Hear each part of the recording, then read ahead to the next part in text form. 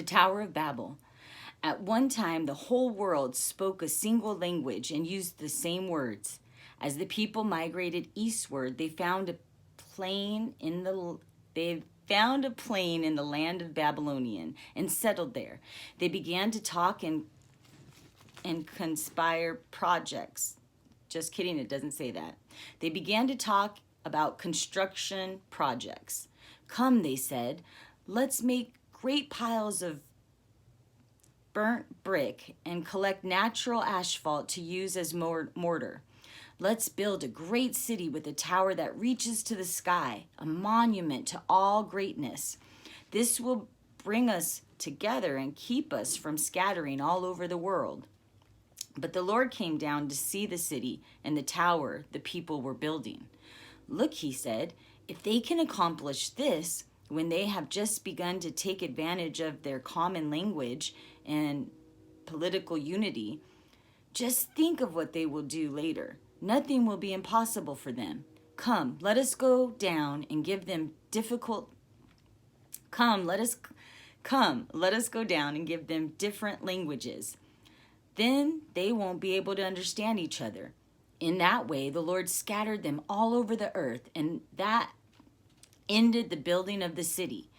That is why the city was called Babel, because it was there that the Lord confused the people by giving them many languages, thus scattering them across the earth.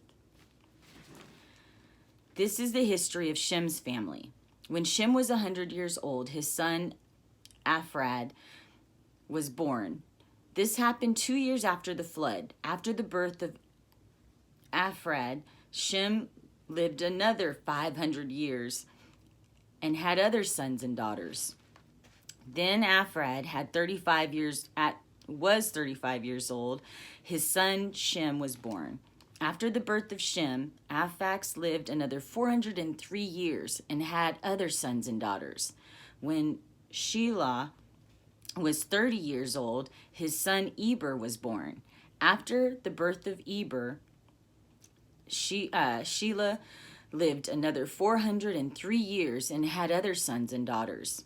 When Eber was 34 years old, his son Peleg was born. After the birth of Peleg, Eber lived another 430 years and had other sons and daughters. When Peleg was 30 years old, his son Reu was born. After the birth of Reu, Peleg lived another 209 years and had other sons and daughters. When Reu was 32 years old, his son Serug was born. After the birth of Serug, Reu lived another 207 years and had other sons and daughters. When Serug was 30 years old, his son Nahor was born. After the birth of Nahor, Serug lived another 200 years and had other sons and daughters. When Nor was 29 years old, his son Terah was born. After the birth of Terah, Nor lived another 119 years and had other sons and daughters. When Terah was 70 years old, he became the father of Abram, Norah, and Haran. This is the history of Terah's family. Terah's family. Terah was the father of Abram, Nor, and Haran. And Haran had a son named Lot. But while Haran was still young, he died in Ur of the Chaldeans, the place of his birth. He was survived by Terah, his father. Meanwhile, Abram married Sarai, and his brother Nahor married Milcah, the daughter of their brother Haran. Milcah had a sister named Isha. Now Sarah was not able to have any children. Terah took his son Abram, his daughter-in-law Sarai, and his grandson Lot, his son Haran's child, and left Ur of the Chaldeans to go to the land of Canaan. But they stopped instead at the village of Haran and settled there. Terah lived for 205 years and died while still at Haran. God's promise, a nation to Abraham. 12. Then the Lord told Abraham, leave your country, your relatives, and your father's house, and go to the land that I will show you. I will cause you to become the father of a great nation. I will bless you and make you famous. I will make you a blessing to others. I will bless those who bless you and curse those who curse you. All the families of the earth will be blessed through you. So Abraham departed as the Lord had instructed him, and Lot went with him. Abram was 75 years old when he left Haran. He took his wife Sarai, his nephew Lot, and all his wealth, his livestock, and all the people who had joined his household at Haran, and finally arrived in Canaan. Traveling through Canaan, they came to a place near Shechem, and set up camp beside the oak of Moreh. At that time, the area was inhabited by Canaanites. Then the Lord appeared to Abram and said, I am going to give this land to your offspring. And Abram built an altar there to commemorate the Lord's visit. After that, Abraham traveled southward and set up camp in the hill country between Bethel on the west and Ai on the east. There he built an altar and worshiped the Lord. Then Abraham traveled south by stages towards Negev.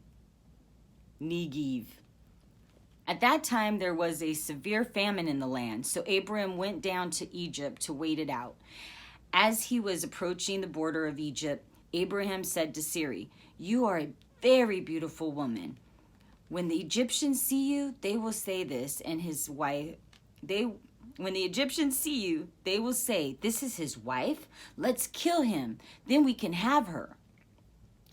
But if you say that you are my sister, then the Egyptians will treat you well because of their interest in you, and they will spare my life.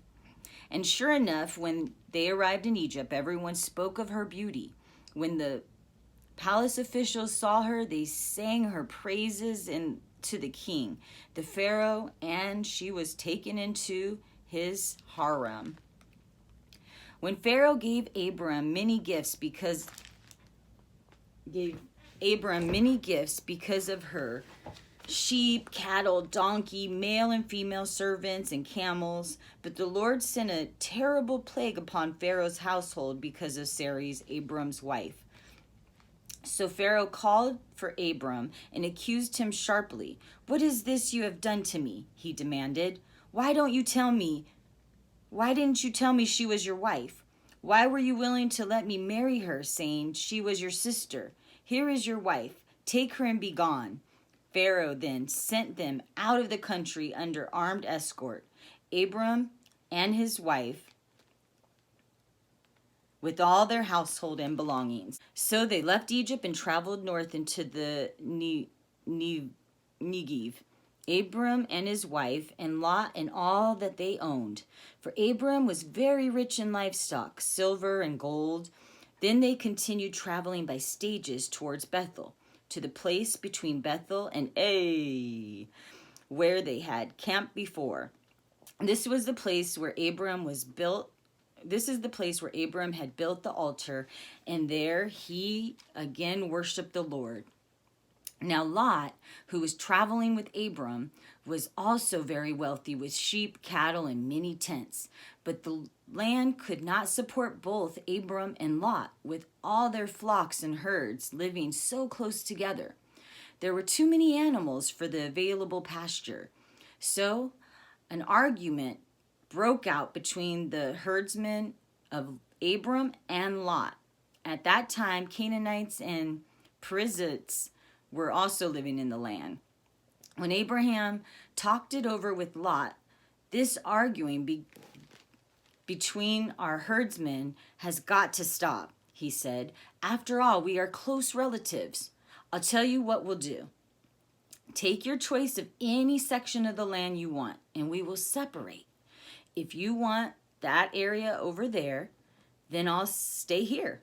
If you want to stay here in this area, then I'll move on the other place. Lot took a look a long look at the fertile plains of the Jordan Valley in the direction of Zorah. The whole area was well watered everywhere, like the garden of the Lord or the beautiful land of Egypt. This was before the Lord had destroyed Sodom and Gomorrah. Lot chose that land for himself, the Jordan Valley to the east of them. He went there with his flocks and servants and parted company with his uncle Abram. So while Abram stayed in the land of Canaan, Lot moved his tents to a place near Sodom, along the cities of the plain. The people of this area were usually wicked and sinned greatly against the Lord. After Lot was gone, the Lord said to Abram, "Look as far as you can see in every direction. I am going to give all this land to you and your offspring as a permanent possession. And I am going to give you so many descendants that, like dust, they cannot be counted. Take a walk in every direction and explore the new possessions I am giving you." Then Abram moved his camp to the oak grove owned by Mer, which is a Hebron. There he built an altar to the Lord. About this time, war broke out in the region. King Amraphel of Babylonian, King Arach of Elasar, King Kedorlaomer of Elam, and King Tidal of Goim fought against King Bera of Sodom, King Bersha of Gomorrah, King Shinab of Adam, King Seber of Zemun, and the king of Bela, now called Zorah. Oh, dang. Those words, y'all. The kings of Sodom and Gomorrah, Admah, Zeboim, and Bela formed an alliance and mobilized their armies in Siddim Valley. This is the valley of the Dead Sea. For 12 years, they had all been subject to King Kedorlaomer, but now in the 13th year, they rebelled. 1 year later, Kedorlaomer and his allies arrived. They conquered the Rephaites in Ashtrozumites and Ham and Emites in the plain of Kimmerath and the Horites in sea. These names are hard for me, guys, so just laugh if you want. They conquered the Rephaites in Ashro something, Canaanites, the Zulites in Ham, the Emites in the plain of Kithram, and the Horites in Mount Seir, as far as Ephraim at the edge of wilderness. Then they spun around to En Mishpat, now called Kadesh. Probably because people couldn't say that.